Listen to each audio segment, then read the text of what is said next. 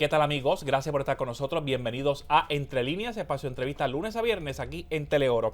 Hoy conversamos con un senador del movimiento Victoria Ciudadana que ya había participado en la política, entra en el cuatrienio entrante y viene con ideas muy interesantes. Hoy conversamos con Rafael Bernabe.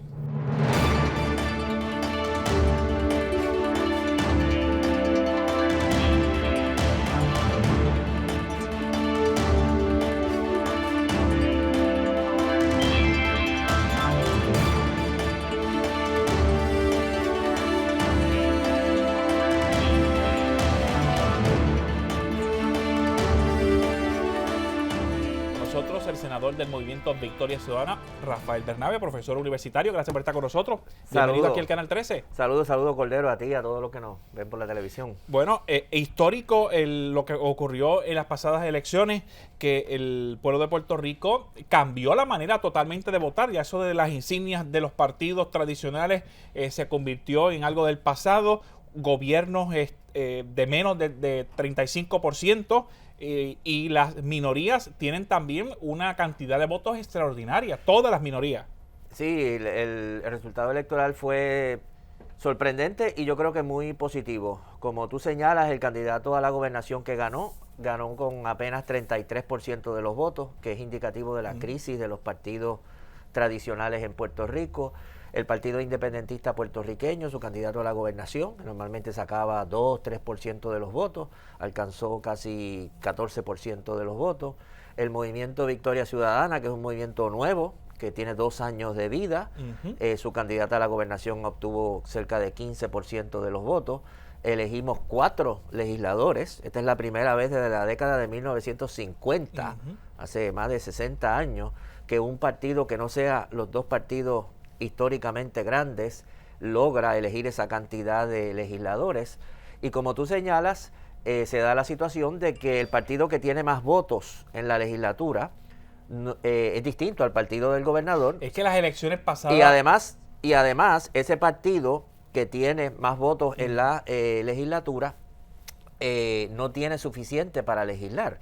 Por ejemplo, en el Senado, donde yo estoy, el Partido Popular tiene 12 votos, así que no tiene suficientes votos para poder legislar. Necesita del voto de Victoria Ciudadana o de algún otro partido para poder aprobar legislación. Entonces, lo que ocurrió es que los partidos políticos tradicionales están en el colapso, o los puertorriqueños aprendieron a votar.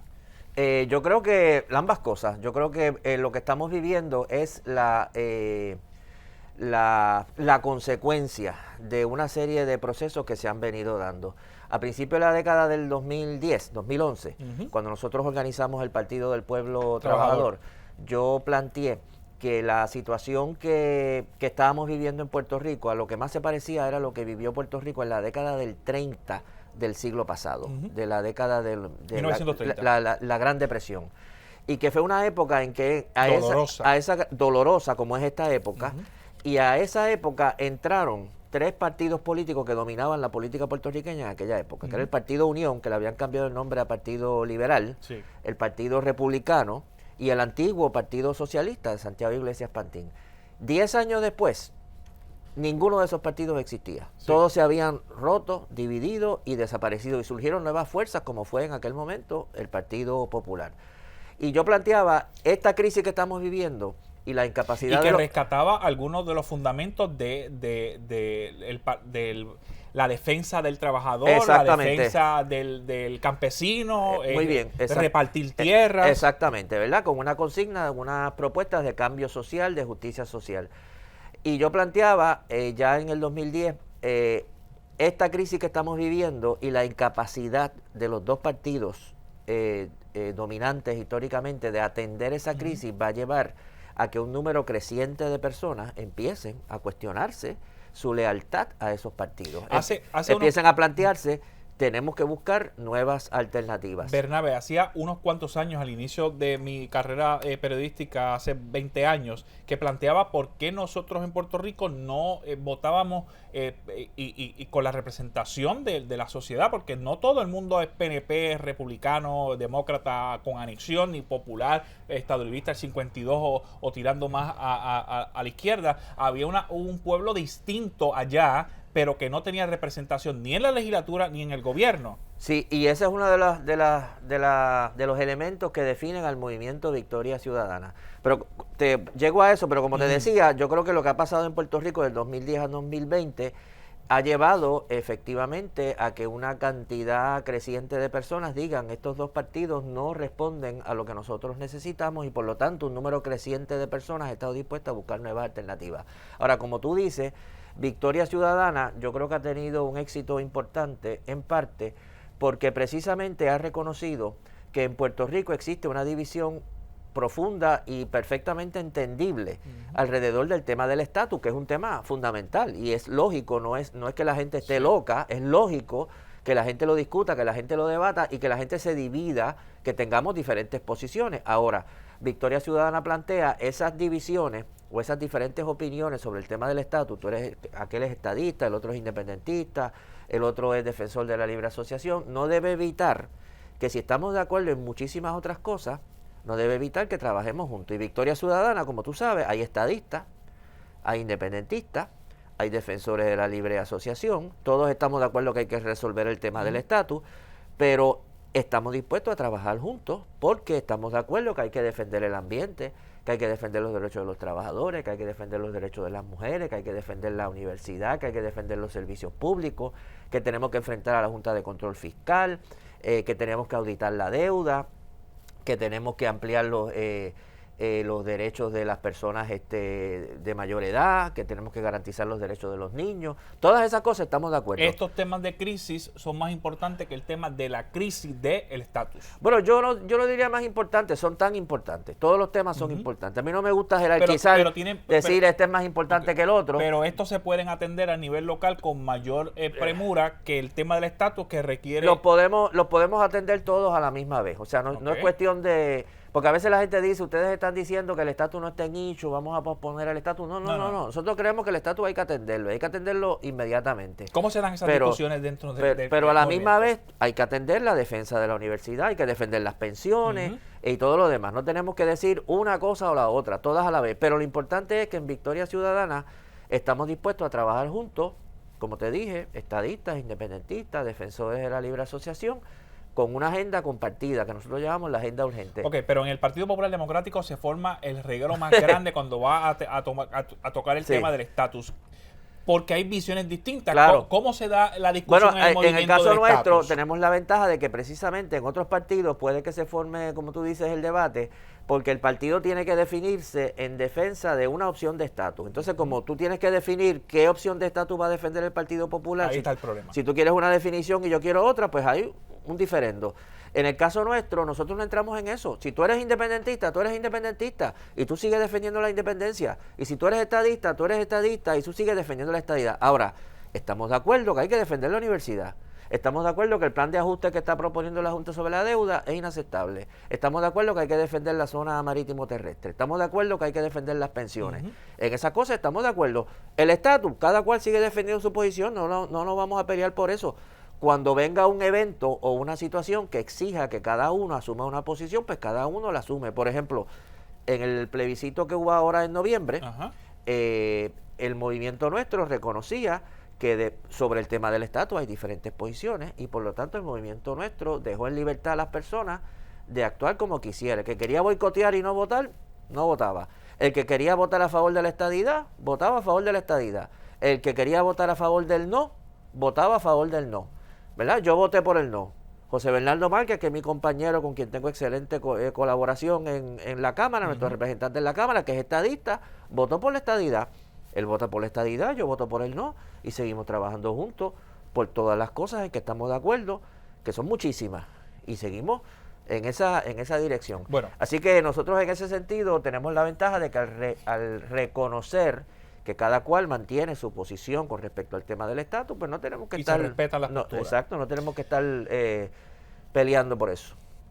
Una cosa es estar fuera del Capitolio y otra cosa es estar dentro del Capitolio. La temática dentro de las comisiones, dentro del hemiciclo, son distintas. ¿Qué se ha aprendido hasta el momento para impulsar y mover proyectos que el Movimiento Victoria Ciudadana ya estaba planteando antes de las elecciones y cómo ahora se empiezan a mover tanto en el Senado como en la Cámara. Me contesta sobre ese particular cuando regresemos a Entre Líneas.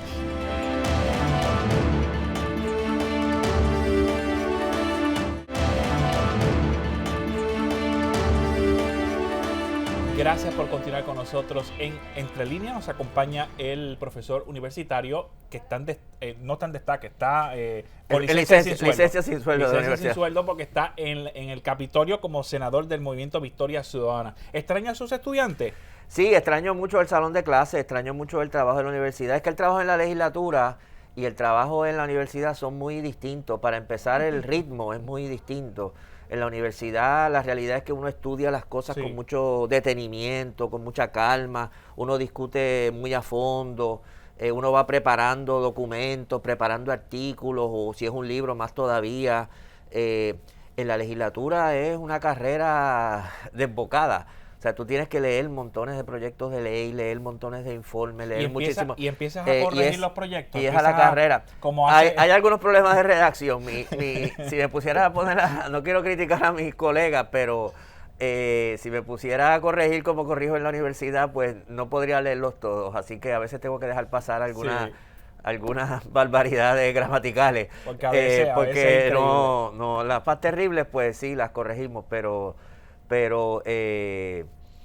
hay dos o tres, sí. Bueno, yo recuerdo en el hemiciclo empezó en ese entonces la legisladora del PIB, que también es María Lourdes Santiago, empezó a proponer enmiendas al proyecto y era punto y coma, espacio, divide, quita esto. Sí, no, esas se hacen también, esas son menos problemáticas, pero a veces se utilizan.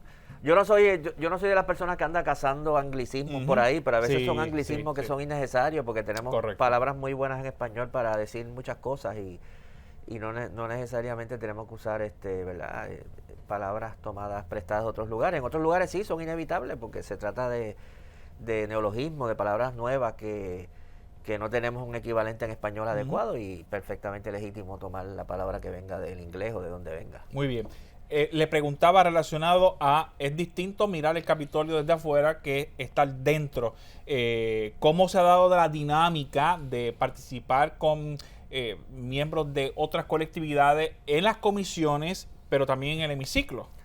Pues, bueno, primero que nada, como todo oficio nuevo, ¿verdad? Y toda institución nueva que uno se incorpora, pues uno aprende muchísimo. Yo no había sido legislador antes y uno va cogiendo el piso, creo que lo hemos estado haciendo bastante Pero el proceso parlamentario usted lo conocía. No, el proceso parlamentario lo conocemos y en ese sentido el Senado, bueno, es una institución ya muy antigua que tiene una estructura, tiene todo un funcionamiento muy bien formado, en ese sentido hay que reconocerlo y la cosa corre con velocidad y con eficiencia en ese sentido. Yo te diría que yo he encontrado bastante receptividad en muchos legisladores. Hay dos cosas. La positiva es que la situación de la crisis de Puerto Rico y el resultado electoral, yo creo que ha obligado incluso a legisladores de los partidos tradicionales a entender, a algunos de ellos por lo menos, a entender que estamos en una nueva situación, que la política partidista tradicional ya no funciona y que hay que buscar algún tipo de acuerdo, algún tipo de conversación y de diálogo con personas de otros partidos. En parte están obligados. Sí. El Partido Popular no tiene los votos. Necesita, en el Senado tú necesitas 14 votos para poder aprobar legislación. El Partido Popular... Y olvidarse de la minoría. Exacto. Si tú tenías 14 votos o más, pues tú legislabas y en el cuatrenio pasado el Partido Nuevo Progresista tenía más de 14 votos y podía legislar. No tenía que importarle lo que pensara el Partido Popular, ni el PIB, ni el legislador independiente de Barcapidor. Ahora no. Ahora el Partido Popular, que tiene 12 votos, para legislar necesita 2 votos más. Así que necesita... Y si los 12 votan a favor del proyecto, porque también a veces hay algunos proyectos que la Entonces, mayoría así dice... que les guste o no, necesitan asegurarse de que por lo menos 2 legisladores que no sean del Partido Popular voten a favor de la legislación para que esa legislación se apruebe. Eso obliga a que haya, ¿verdad?, una mayor disposición a escuchar lo que las minorías estén planteando. A pesar las otras minorías, porque todos son minorías, sí, ¿verdad? Aquí no hay mayoría, todos son minorías. Pero también yo creo que hay de parte de algunos legisladores, algunos de ellos que son nuevos en la legislatura también, aunque están en los partidos más antiguos, que tienen una apertura, y yo creo que también la crisis que estamos viviendo empuja a mucha gente, la más racional, vamos a decir, a que tenemos que ver cómo buscamos puentes para poder legislar. Hay también la dinámica negativa, que todavía uno la percibe muchas veces, que es que se vota y se toma posiciones a partir de lealtades estrictamente partidistas. Es decir, correcto. Si el proyecto viene del Partido Popular, pues yo estoy en contra, porque como yo soy PNP, estoy en contra. Exacto, y viceversa, ¿verdad? Si aquello viene del lado del PNP, pues nosotros estamos en contra.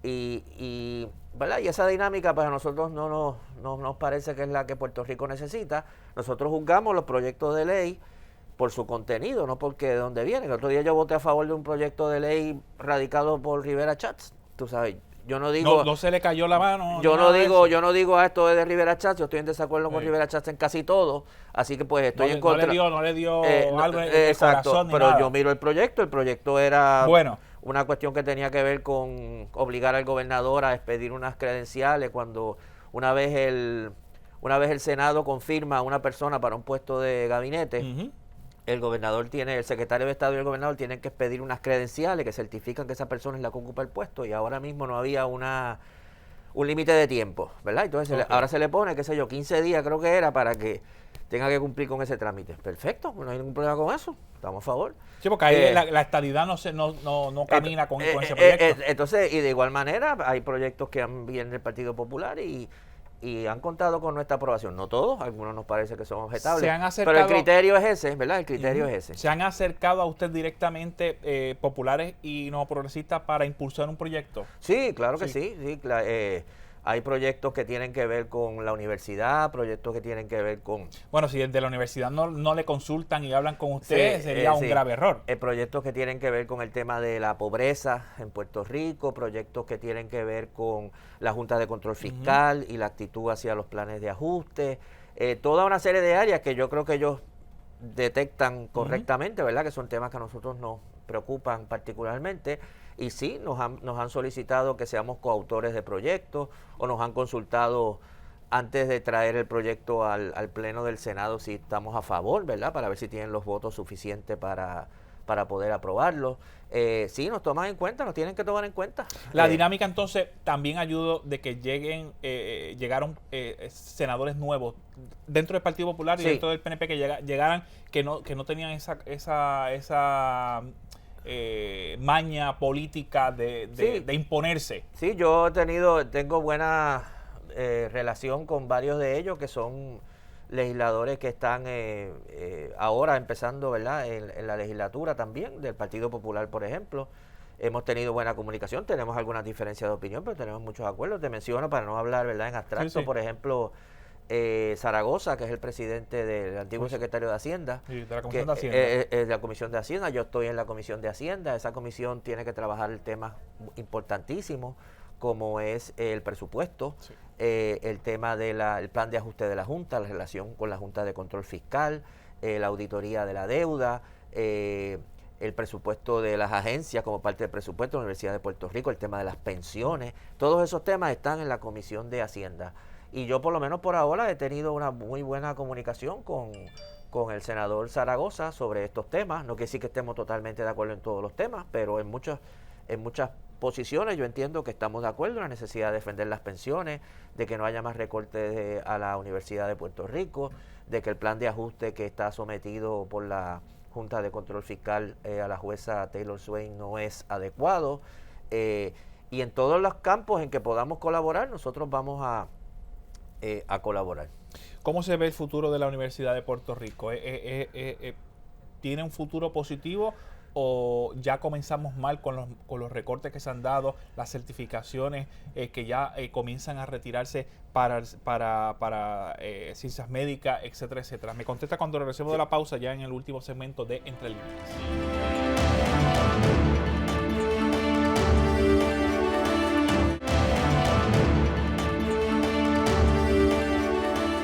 Gracias por continuar con nosotros. Nos acompaña durante el día de hoy Rafael Bernabe en Entre Líneas, del Movimiento Victoria Ciudadana, senador de esa colectividad que alcanzó votos suficientes para tener varios legisladores, tanto en la Cámara como en el Senado. Bernabe, pregunta en el tintero relacionado al futuro de la Universidad de Puerto Rico, más recortes, comienzan a perder certificaciones el recinto de ciencias médicas y así sucesivamente.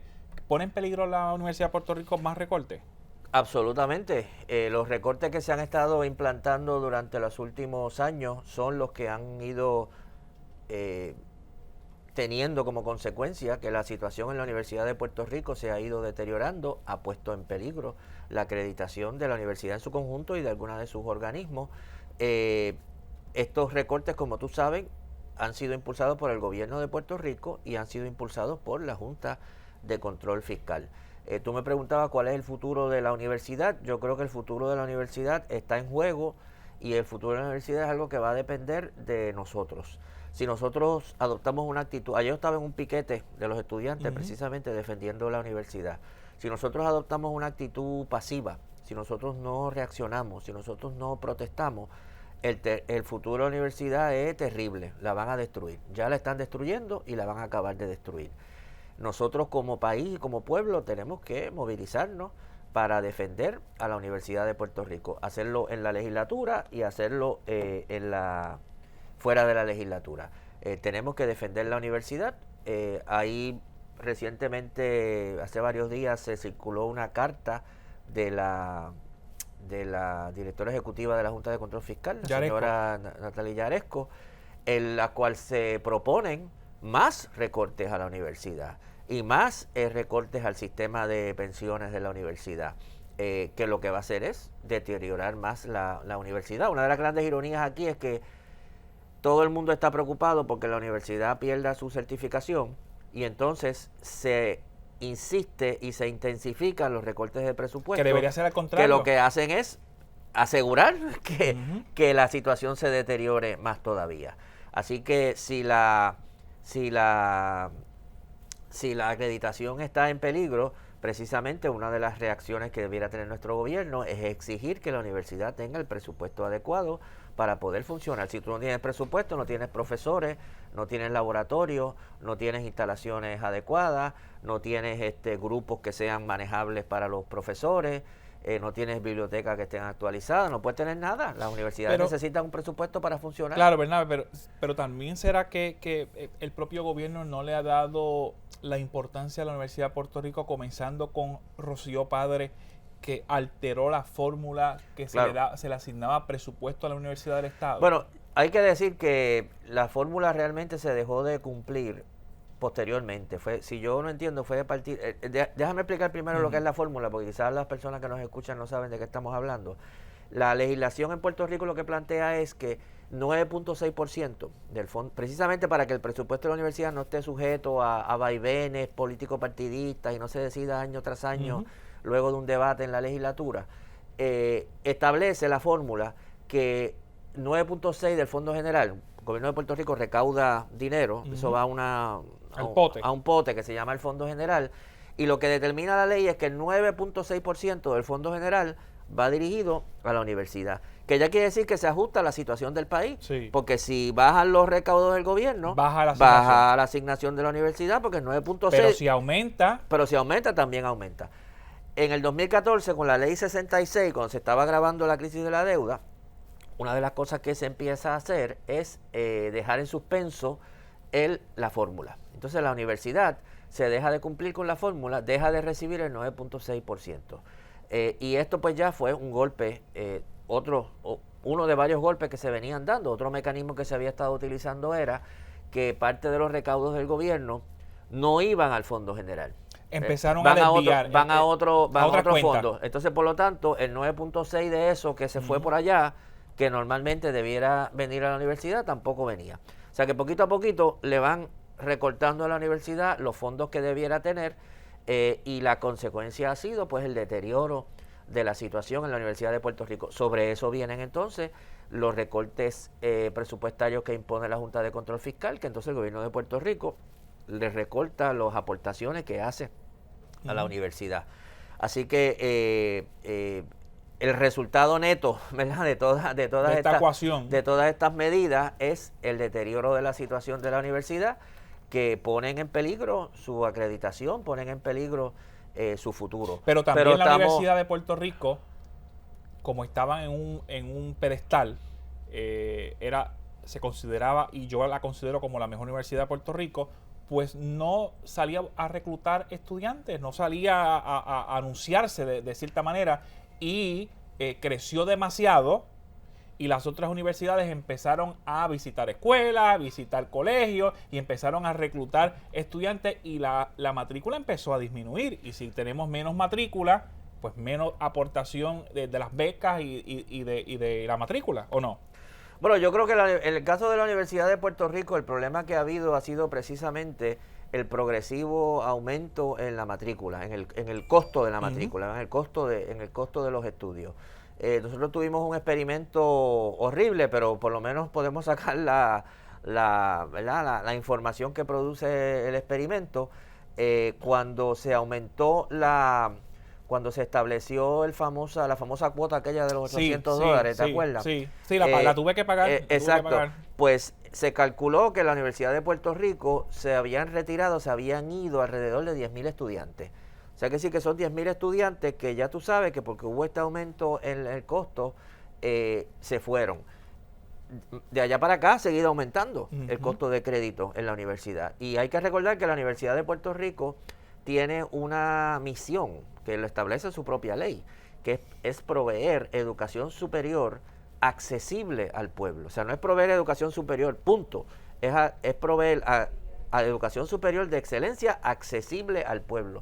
O sea, que una matrícula que sea accesible al pueblo, en el caso de la universidad, no es una cosa bonita, una cosa chévere, no, es parte de lo que la institución se supone que haga. La universidad tú necesitas invertir lo que sea necesario para que tengamos científicos, para que tengamos profesionales, para que tengamos novelistas, tengamos poetas, tengamos todo lo que necesitamos y tengamos las instalaciones necesarias para tener todo eso, porque esas cosas no, a veces pensamos en todas estas cosas como si flotaran por el aire, pero usted necesita pupitres, necesita salones, necesita fotocopiadoras, necesita aire acondicionado donde haga falta, necesita abanico, ¿verdad? Necesita gente que haga el mantenimiento de las instalaciones. Es todo un componente tienen de cosas. que pintar los salones, ¿verdad? Todas estas cosas son cosas materiales que requieren un presupuesto. Y si la medida que privamos a la universidad de ese presupuesto, pues se va deteriorando cada vez más. Bueno, se nos acabó el tiempo, Bernabe. Siempre se nos quedan muchos temas. Sencillamente estábamos iniciando. Claro. Nos envolvemos en los temas